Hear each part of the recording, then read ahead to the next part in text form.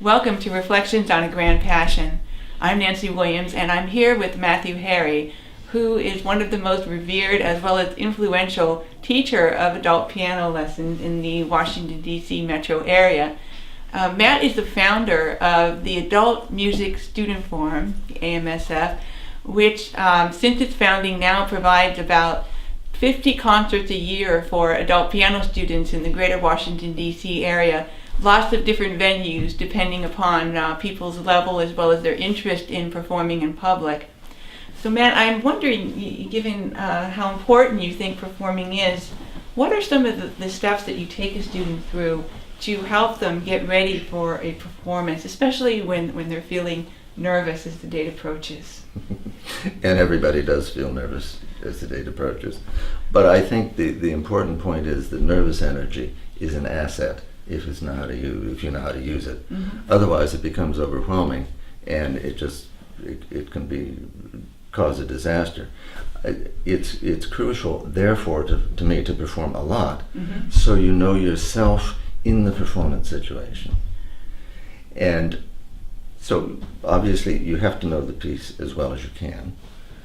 So you don't want to be nervous about how well you know the piece, because if you're nervous about how well you know the piece and your regular set of nerves, you're really going to be in trouble. So you learn the piece really well, and then you have no idea what's going to happen. And everybody wants to be, to have an answer, to have certainty, and there isn't any. Mm-hmm. And so you have to say, sort of, let's see what happens. Right.